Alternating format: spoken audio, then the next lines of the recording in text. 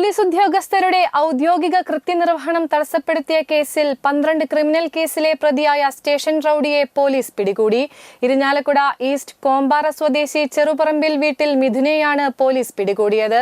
കഴിഞ്ഞ 23-ാം തീയതി രാത്രി 7 മണിയോടെ ഇരിഞ്ഞാലക്കുട പോലീസ് സ്റ്റേഷൻ എസ്ഐമാരായ Abhilash T, Sojan A, grade CPO Abhilash CM എന്നിവർ ഇരിഞ്ഞാലക്കുട ബിവറേജിന് സമീപം വാഹന പരിശോധന നടത്തി വരവെ അതുവഴി വന്ന ഈസ്റ്റ് കോമ്പാറ സ്വദേശി താണ്ടശ്ശേരി വീട്ടിൽ നിഖിൽ 24 വയസ്സ് എന്നയാൾ ഓടിച്ച് സ്കൂട്ടർ തടഞ്ഞു നിർത്തി പരിശോധിച്ച സമയം സ്കൂട്ടറിന്റെ പിറകിലിരുന്ന് സഞ്ചരിച്ചിരുന്ന മിഥുൻ സ്കൂട്ടറിൽ നിന്നിറങ്ങി പോലീസ് ഉദ്യോഗസ്ഥരുടെ ഔദ്യോഗിക കൃത്യനിർവഹണം തടസ്സപ്പെടുത്തിയ സംഭവത്തിനാണ് ഇയാളെ പോലീസ് പിടികൂടിയത്. നടപടിക്രമങ്ങൾക്ക് ശേഷം കോടതിയിൽ ഹാജരാക്കിയ പ്രതിയെ റിമാൻഡ് ചെയ്തു.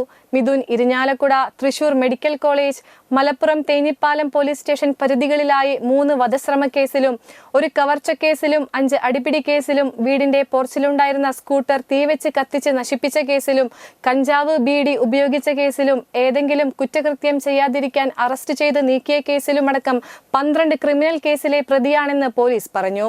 Irinjalakuda police station SHO Shaji MK, SIമാരായ സൗമ്യ EU, SCPO ഗിരീഷ് എന്നിവരാണ് അന്വേഷണ സംഘത്തിലുള്ളത്.